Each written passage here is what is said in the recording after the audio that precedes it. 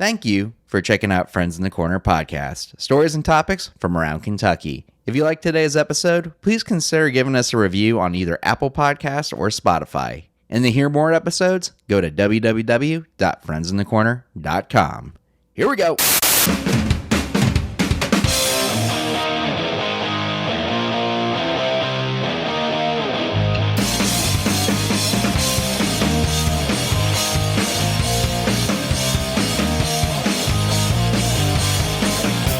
Welcome to Friends in the Corner podcast, stories and topics from around Kentucky. I'm your host, Dan, coming to you from beautiful Lexington, Kentucky. And for the first time in probably a year and a half, I'm not lying to you when I say that. Well, for sales as the greater Lexington area, you were pretty much saying the right thing. Yeah. I was saying, coming to you from beautiful Lexington, Kentucky, just maybe 20 minutes outside of town there. But really, what is town? Just define a town. What is the Webster Dictionary word for town? We were like 15 minutes from the Lexington Starbucks, and that's really what matters. Yes. Yeah, that's true.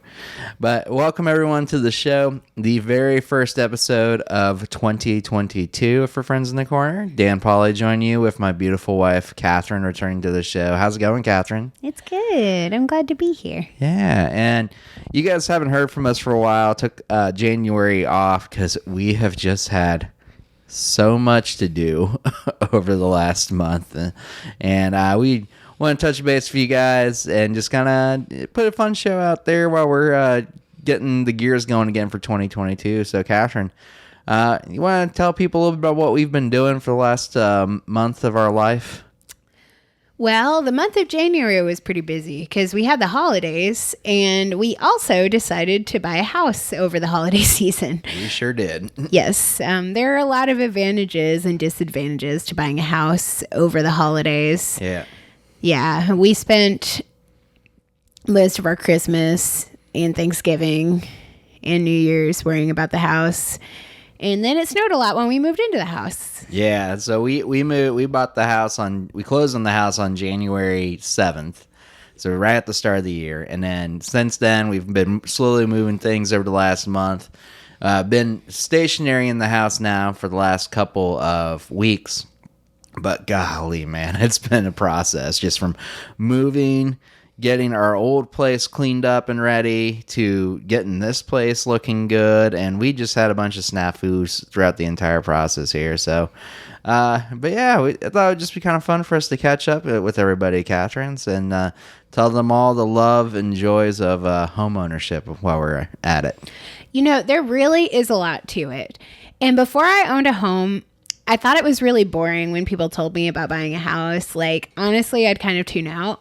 But when you're doing it, it is literally the most exciting thing in the universe. I could talk about our home for like 5 hours. Well, you know, I've made this joke before that anyone who's ever bought a home will tell you how to buy a home. And now I feel that way. Like, it used to annoy me, but now I'm one of those people who's like, you gotta look out for this and that. And a lot of it's just because we've had so much going on through the process. Oh, yeah. Literally, everyone I've talked to for like the last 2 months, I've been giving advice to. Oh, you gotta check the pipes before you move into the house. You gotta the electricity, galvanized pipes. Yeah. So yeah, we moved in January 2022, and the first project, we had a few projects we needed to work on, but one of the very first projects that I needed to do for the house was install shelving in the bathroom. And God, that was not fun. Yeah. You know, honestly, the actual process of installing the shelving was really easy, but it was just really confusing because we'd never done it before. And I don't know. I don't know anything about handymanning. So if you're approaching that from like a new standpoint, it's very confusing because there are 50 ways to do it and you don't know what the easiest way is. And we both just walked into Home Depot one day and we were like, I don't know what we're doing here, but we got to find a solution to our problem in this store today, right now. You know, that's probably Home Depot's entire business model now that I think about it. New homeowner, don't know what the hell you're doing? Welcome to Home Depot. Buy $700 worth of stuff. Yeah, we've then come back tomorrow. we spent a pretty good amount. We did spend probably more at Lowe's though, because we bought a washer and dryer from them. I don't know. You've spent a lot of money at Home Depot the last few months. It's been even flow, man. Yeah. So one thing, and I'm sure anyone that's told you who's buying a house will tell you as well. After you buy a house, at the time it seems like such a great idea, but you start off that home ownership broke as hell. It is expensive. Yeah, we put all of our money into this house. Yeah, Dan's being dramatic. We have a little bit of money, but also we've been eating a lot of chicken and rice this month. Yeah, so we're it's part of the process of home buying. It's a commitment. It's like anything you do in life. He's like, you're committing to something that you know is going to better you, and you're going all in on it. And I've gotten some really good advice from different people over the process of buying the home, and one thing that was some good advice someone close to me gave me was, you can't look at a home like you're throwing money away like an apartment. It is equity you're building, so you're not really spending the money on this house, but you're moving the money to this house. We've moved a lot of money to this house. Yes. So, and thank you for stopping by my real estate talk here. I'll be publishing my book next week. I'm very proud of you, Dan. Yeah, So we moved into this house and started building shelves and started getting moves together.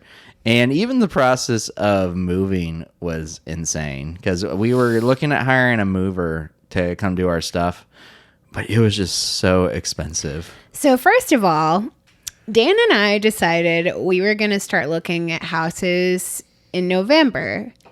And I was like, oh, we'll move over the winter and it will be easier to buy a house because nobody will be looking. And Kentucky winters are usually really mild, so, it won't be that hard. And I was wrong on both of those counts. Yeah, so if you're not from Lexington, you don't know this, but buying a house here is crazy right now. Our realtor posted some statistics on Facebook.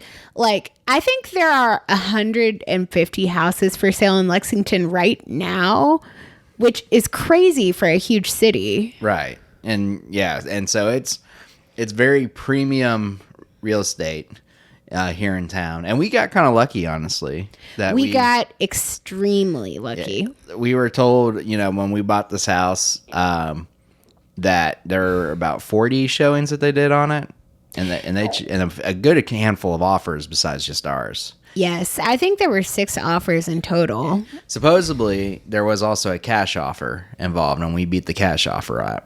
Yes, and if you haven't bought a home, that's basically a unicorn. That never happens. So, yay us. Yeah. I guess we were just very likable. They never met us, but they liked us for some reason. Oh, and I guess we should give him some free publicity too. But shout out to John Black in the Lexington. John Black. If you're looking to buy a house, I don't think we can give John more credit than we could, man. He was just so good and easy to work with, and he was very helpful and kind of showing us these different homes, and he was very honest with us if he thought a home was not good enough for us too.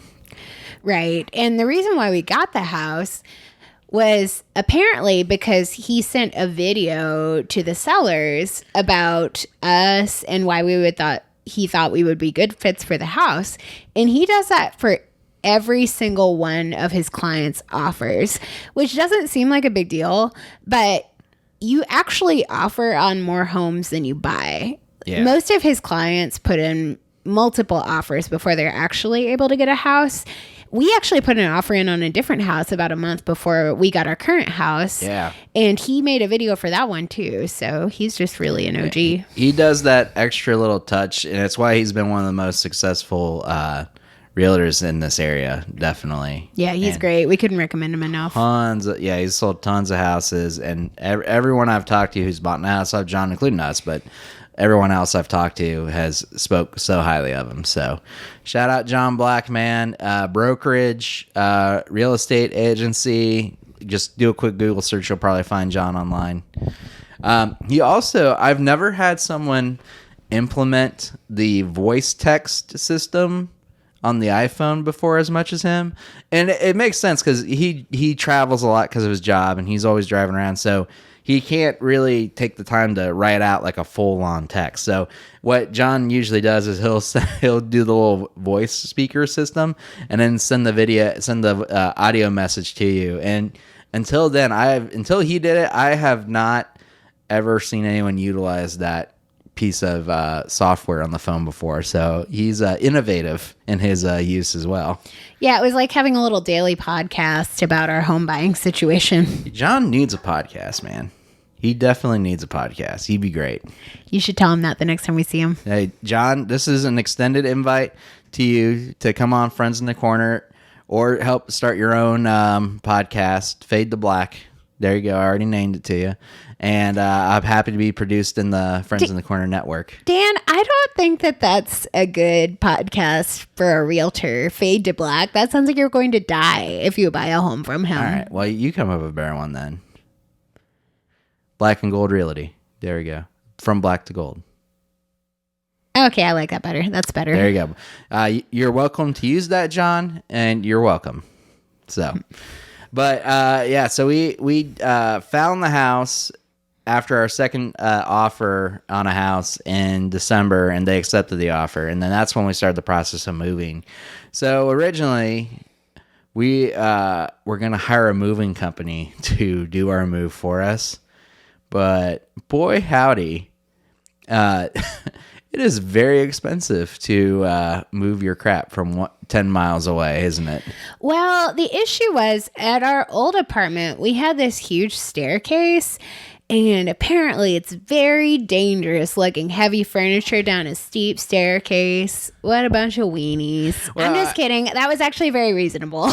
And I don't want to like trash on the company that we use, and we won't drop them here. But the guy we talked to was very nice.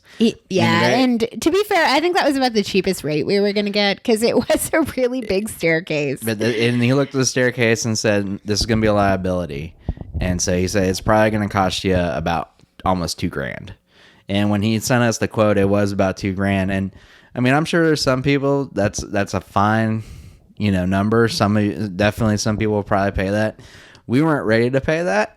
Buying a house is expensive. Yeah. And I remember thinking to myself, is like, well, they're afraid of the staircase with moving everything down it. But me and my college buddies moved everything into this house, no problem. To be fair, we probably should have paid them more. We paid them a good amount. For this move? Well, hang on. For the previous move. So, yeah, we didn't pay them a lot, if anything at all, during the last move. But we were also kind of broke. We just got married, and we were trying to... Well, no, we weren't even married yet. This was our first place we were settling on before we got married. Yeah. And so, but I said, you know what? If these guys can move my stuff up here, then my college buddies are good enough to move it back down for me. And shout out to Evan Drysdale and Daniel Summers and Max Godby and Zach Nichols and all these guys that have came on the show here before for being the real MVPs of the process. And my mother, Dr. Janice Polly. Oh, yeah. Dan's mom was super helpful. Yeah. And I'm really not being sarcastic. She was incredibly helpful. She was. Yeah, she made the process a lot easier because she has a really big car. Yeah. So shout out to them. It was much cheaper than hiring that moving company. And I know I'm in my 30s now. You're about to be in your 30s. There's probably only so many ways we can go back to the well on bumming off our friends.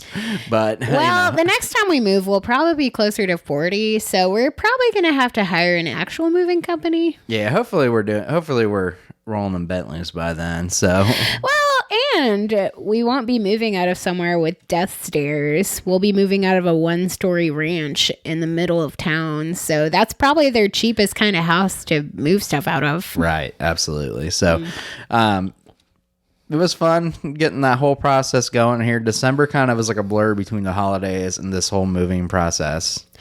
Yeah. Well, the thing about moving that they don't tell you, or buying a house, actually, not moving, that they don't tell you, is that they send you freaking paperwork every day. Yeah. And it's all important and takes forever. and you are stressed about it all the time. Like, buying this house was a task that would not end. Good Lord. There was The most stressful part for me was that time in December before we actually got the house. yeah, it kind of was, because every other day was like a new document we needed to upload, or a new DocuSign that was coming to our emails, and it was like, you need to do this now. And Well, and on the documents, it would be really confusing. Like, it would say, oh, you owe $10,000 for parking services for the city. And then we'd call the realtor and be like, what is this? And he'd say, oh, that's part of your mortgage, and it's paid off by the federal tax loan. And it's like, I don't know what the F you're talking about. But yeah, it was like, okay. I mean, if we don't have to pay $10,000, that's fine. But they could have like not put that on the paper and freaked everyone out. Right. It's like, all right, y'all, we need to chill. So, yeah, I was like, we wanted to enjoy our holidays, but we were also like trying to make sure this house didn't fall through for us. So, and then I forgot, in December was also when the tornadoes came through Kentucky, and in Lexington, we didn't get hit as bad as places like Bowling Green, like where Catherine's from, but we still had some pretty heavy storms here, and I was a little afraid that the house was damaged in the time between when we walked through it and when we closed. The nice thing about a house, though, is before you sign the paperwork, you are not obligated to buy it. You can walk away. Yeah. So out of a couple $1,000, but yes, you're not obligated. Nah, just a few thousand. Thankfully, I told my good friend today, who I was talking to, I feel like money means nothing to me now. Before, I'd be like, oh, I have to spend $30 extra at the grocery store on snacks. What? That's ridiculous. And now I'm like, oh, $500 to replace a pipe. That's fine. Whatever. Yeah, money is basically monopoly money at this point because we've spent so much of it. I had a bourbon collection to think that way. So, no comment. No comment. No comment. All right. Well, yeah. So you highlighted you did some foreshadowing there, and we'll get to that point with the joys of piping.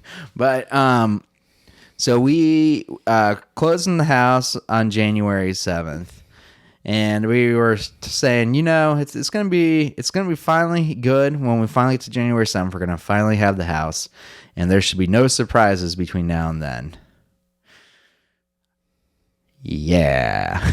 So, January 1st, 2022, we were coming back from a party, and we were not drinking, and we were fine, safe, but it was some bad weather, and I hit a curb and pretty much effed up my entire car.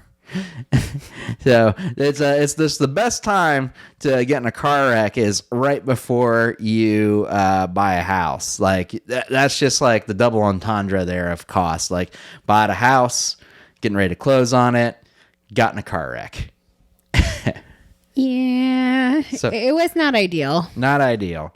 And even that's why now I advise people, even if you haven't been drinking, maybe it's not the best to go out on New Year's, especially when it's raining and dark. Like, just stay home or stay somewhere. Well, I can't really think of a scenario where it would have been light.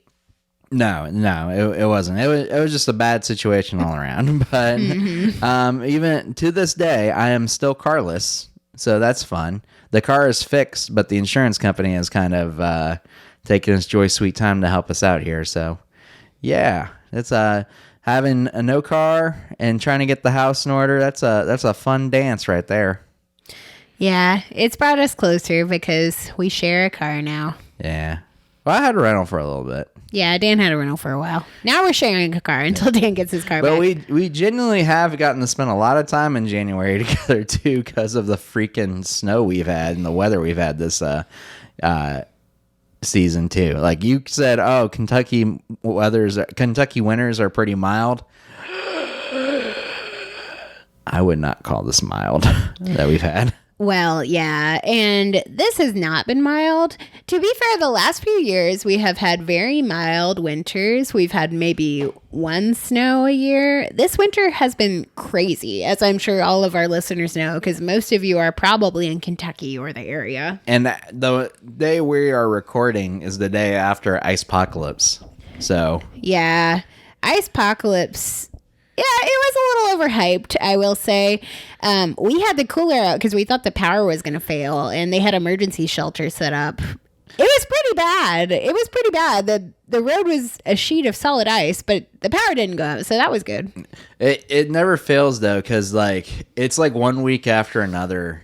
The weather reporters are like, it's gonna get bad. We're gonna have some snow. You gotta go out, and like people just start bull rushing Kroger and grabbing everything, like fighting over, bread and milk and babies. It's like it's kind of insane. It's like watching Lord of the Flies, honestly, when you go to a Kroger when a storm's about to hit. Yeah. One of the nicer features of our home is there's a Kroger less than 5 minutes away. Yeah, and a Chick-fil-A. Is the Chick-fil-A less than 5 minutes away? Oh, yeah, less than that. See, I don't see it like that, though, because you have to go out on the main road to get to Chick-fil-A. You can take the back roads to get to the Kroger. And Home Depot is there, too. So, yeah, we're on the south side of town for those who know the geography of Lexington. And yeah, a lot of the reason why we bought this house was because of location. Yeah, location. Yeah, So, as those of you that live in cities know, Murder Stabby Town is about 5 minutes from the nice parts of town. So... Yeah. We live in one of the nicer parts. Yeah, we made sure to find a safe area town to be in. Only 150 houses for sale and probably 5 not in Stab Town. Well, would you want to give a shout out to who is the person you follow for all of your weather coverage? It's been pretty helpful recently. Oh, yeah. So my coworker, I'm a teacher for those of you that don't know.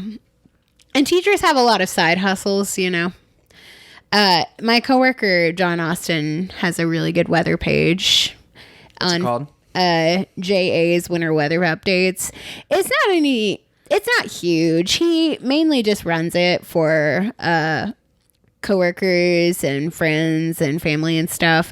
But it's gotten pretty big in Anderson County. I think he has like 2,000 followers now, which is a pretty big deal. Yeah, and it's been kind of helpful to kind of help us prepare too. So JA's winter weather page? No, JA's winter weather updates. He should call it the JA winter weather wrap.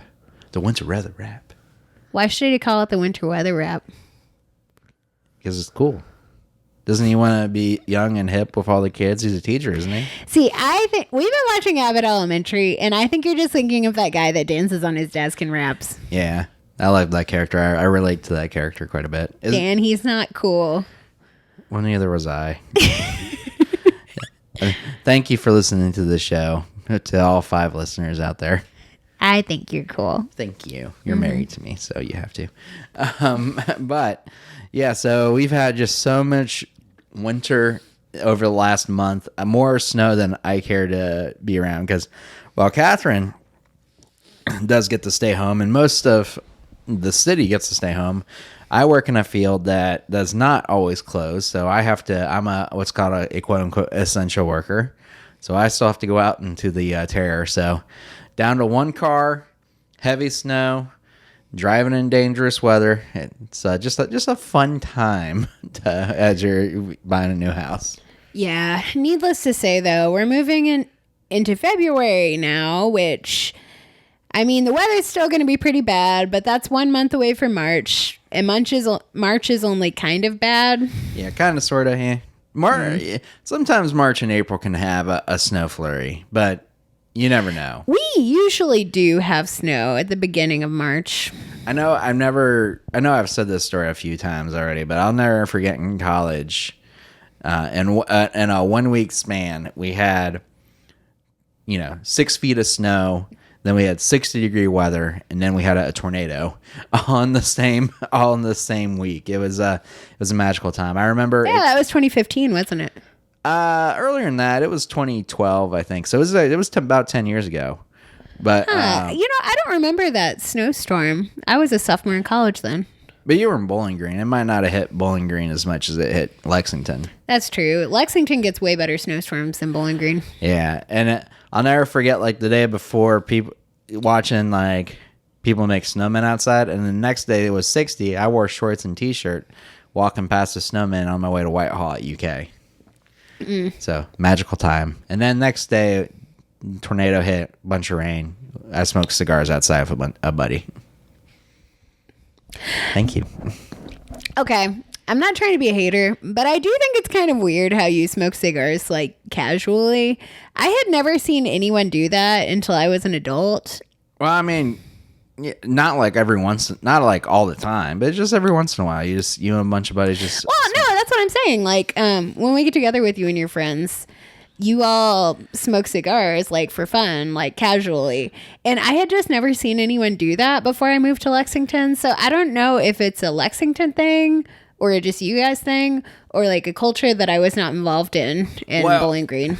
No, Lexington is very hip. Bowling Green is not that hip. I think it's just is more popular on guys. There are girls that do smoke cigars, but a lot of guys, and for me particularly, I will say, I think it was more encouraged in the community I was in because I was in a church group growing up here in Lexington. I was in a church group in college, and everyone in this church group wanted to be the next C.S. Lewis. Like they wanted to smoke a pipe and talk philosophy. So wait, so that's why you guys all do that? Yeah, we would there was a season of time where so we did our church services on Thursdays.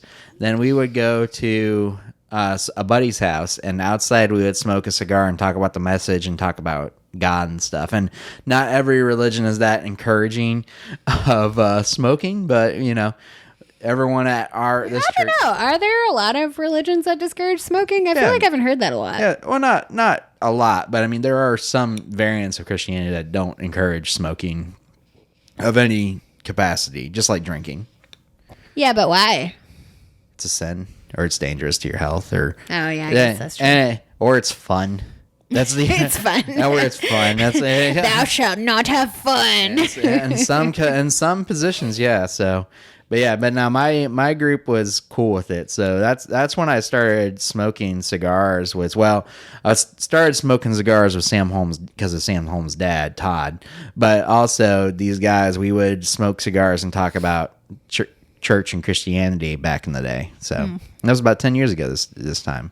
Oh, that's so cool. I actually never knew that. Yeah. So then I had pipes. I used to be a big pipe smoker, but honestly, I think I've started to go back to cigars. Cigars, I think, is just a little bit easier to maintain than a pipe is. When was the last time you smoked a cigar? Probably when we went to Jake's Cigar Bar last year. But no, yeah. So, how did we get on this tangent about cigars? Like, where were we going with this? Oh, because I was telling you how I smoked cigars during a tornado. That was the last time I saw crazy weather like this in Kentucky.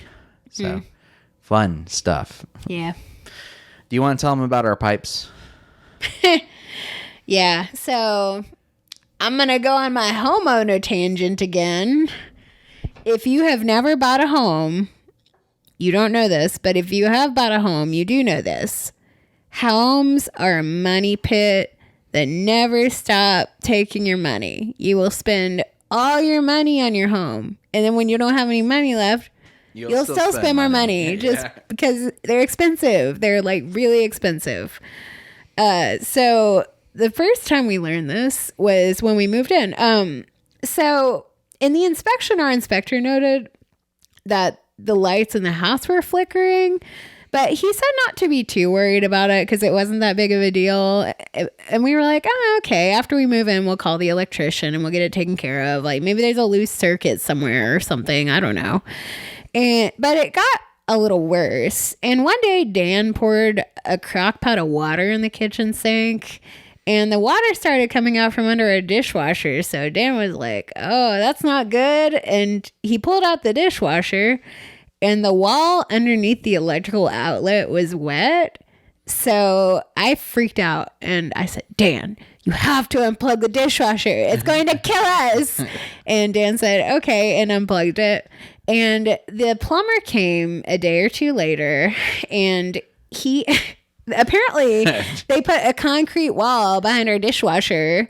I don't know. Maybe they thought it was a nuclear shelter under the sink. And then he had to go straight Goliath on this. Yeah, he took a freaking sledgehammer to the wall and sledgehammered it out. And he got this look on his face. And, you know, as a teacher, I'm very observant about that kind of thing. Like, oh, something's gone very, very wrong. Yeah. And so he was like, turn on the water. So I turned on the water in the sink, and this huge gush of water went directly onto the electrical outlet where our dishwasher had been plugged in. And he was like, oh my gosh. I was at work, and Catherine got a video, and when I got home that day, she showed me the video of it, and she said, I didn't want to show this to you while you're at work because I knew it was going to give you anxiety, because it gave me anxiety. Yeah. We have galvanized pipe in our house, and it's, you know, if you don't have it, it's this crappy kind of pipe from the 40s and 50s, and it rots from the inside out. So by the time you see damage on it, it's already too late. Yeah. So a hole had eaten through this pipe, and he didn't know if it was from the ice storm after we bought the house or if it had been there for a while. But the power was flickering every time water dripped on this freaking outlet. Yeah, it's amazing. Once we found out that water, after we fixed it, we noticed our lights weren't flickering. So we can only assume it's from the water pouring right onto an active outlet that was causing all of our lights to flicker in our house. Yeah. Needless to say, I'm glad we didn't die, but also I kind of wish we'd known that before we moved into the house, because we probably could have died. That wasn't a good thing. I would give that like a B- for house experiences. Yeah, it wasn't fun. And it's been since dealt with and fixed and corrected in all necessary capacities. Yeah, honestly, that's been the only thing with the house that I've been like, oh my gosh, this is horrible. Yeah. Everything else has been pretty easy to fix. Like, Dan put the shelves in the closet, and well, that wasn't as stressful for you as it was me. Yeah, maybe I just haven't been that stressed about it because I made Dan do all the handyman tasks. Like hanging your spice rack. Oh my God. So one thing you might not know about Dan is he is extremely handy. He's very, very good at putting things together. And she just realized this when we moved in here. Yeah. My family has been really amazed by everything Dan has done in the house. I'm the grandson of a plumber. I've learned some skills over my time. Yeah. I don't know. When something is broken, I'm not really of the fixie variety. I'm just saying, let's throw it away. Well, and to kind of piggyback off what Catherine's saying. So when I was growing up, like I just said, my grandfather was a plumber, but also my dad used to operate these rental properties in the Dayton area. And when we were younger, he would have us come do some work. And we weren't like always the best workers, but he would always give us like kind of niche projects to do, like pulling wallpaper off or laying some tile or whatever. So like over time, like when I was a kid, I recall like being able to like accumulate some skills that I always knew like I could utilize in my own house. And some of it's just natural tendency. Like my brother, he's pretty Dan he's good at figuring things out. Like when something is wrong mechanically with anything, he'll sit there for like 3 hours tinkering with it until he figures it out. Sometimes it kind of gets on my nerves because like I'm impatient. I just want to throw something away if it doesn't work. And Dan is not that way at all. Yeah. Like at all. My brother is that way too, actually, where he doesn't like to throw things out. He just tinkers with something until he can figure it out. Yeah. We can. If it's broke, just let it be broke. But until it's officially broke, try to do what you can with it. Yeah. That's the approach Dan takes to his clothes too. So all this to say, Catherine, you didn't acknowledge my burn. You're moving on. Transition. Segue. All that to say, it has been a very stressful 2 months for us, from end of December to the start of January. But would you do this all over again? Oh, of course. I have loved living in this house. It's great being in Lexington and, just feeling like you own something. Well, I don't feel that way. We do own something. Just knowing that we own it is way better than renting, even though our apartment was really nice. It not to quote the SEC, but it just means more to you. It does. It really does. I love our home. I'm really excited to be here. Yeah. So we're excited to be homeowners. It's been really phenomenal. And we're excited for all the fun and future we have here. And next week we'll have some more fun here, as we're going to be hosting our own Super Bowl party for us and our friends. And the Cincinnati Bengals, the team up north, is in the Super Bowl. So, Catherine, I got to ask you, how do you feel about the Cincinnati Bengals making the championship game? Well, Dan, I think it's cool, but I'm a lot more concerned with what food I'm going to make for the Super Bowl party. I've been putting a lot of thought into it. I am very stressed about this game. I am a Browns fan, and I will admit, as many people who've listened to me know, I was once a Bengals fan that jumped off the wagon because they couldn't make their mind up about Marvin Lewis. But I am very proud of my hometown team, and I'm very proud to watch them in the championship. And all I can say is, who they? Who they? Who they think gonna beat them Bengals? Is that something people say? Yeah, that's their chant. Who they? Oh. Say who they? Who they? Who they? Who they? Who they? Who they? Who they? Think gonna beat them Bengals? Who they think gonna beat them Bengals? Who they? Who they? Can you name who they think gonna beat them one Bengals? player from the Cincinnati Bengals for me? Anyone? Just take a random shot in the dark. I don't know. I don't know any of them, Dan. Joe Burrow. Dan, honestly, Jamar I would have a Chase. pretty hard time naming any professional football player. I know that's really bad, but my brain doesn't work. There's got to be one, like Tom Brady. You can't name Tom Brady. Well, now I can because you brought him up. I'm sure there's one pro. Name a sports athlete of any kind. LeBron James. You got it? All right, good. You're doing really good. Proud of you. Thank you for being so encouraging. But it's a good time to be in the Poly household, and we're excited for what 2022 is going to bring as we keep the show going. I was a little worried that I wasn't going to keep the show going after this break, but I don't want to go on another 6-month hiatus like I did previously. So we got some great interviews lined up. I actually recently was a guest on another podcast you'll be hearing about soon, and it's going to be a fun year for us, Catherine. I can't wait. Can you? I can't wait. Yeah. So, Catherine, if you don't mind me asking this question, too, just to kind of close this out. This is kind of a question I've asked on my most recent episodes, and it's kind of become my new closer out question. But with everything going on in the world, it can be very easy to lean on the negatives. But I think the best way to attack those situations is to try to develop and work on an attitude of gratitude. So what are 3 things in your life right now that you're most grateful for? Oh, I love that, Dan. That's something I'm trying. Now, I can't take credit for it. Another podcaster I listened to, Chris Van Vliet, this is his closing question, but I think it is still an enjoyable question. I like to try to get the reactions for it. Oh, well, I have to say, I am definitely the most grateful for you because you're such a great husband and you take good care of me and I love you and stuff. You just keep acting. I didn't have to pay her anything for that too, so. No, I don't get paid to be on the podcast. Neither do I, and I produce it.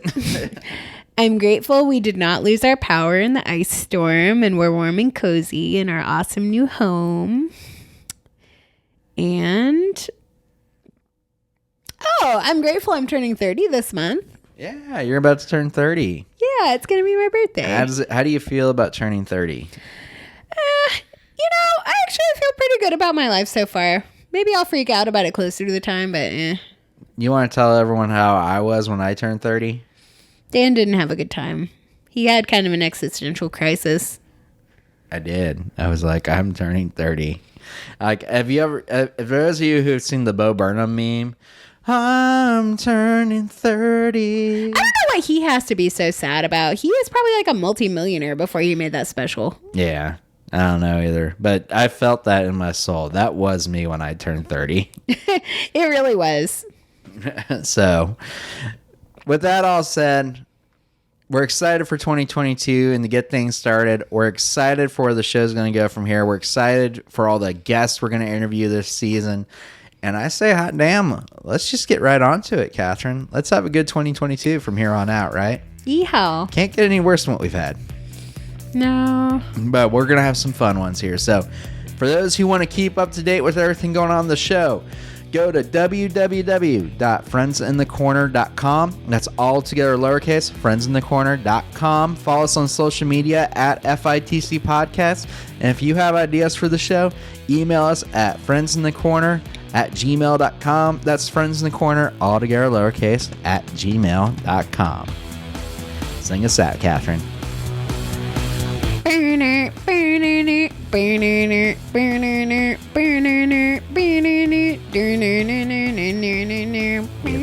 That's not the outro song, but it works. It still works. I don't know what your outro song is. You not listen that far? Well, of course I do. I just haven't heard it as much. Till next time.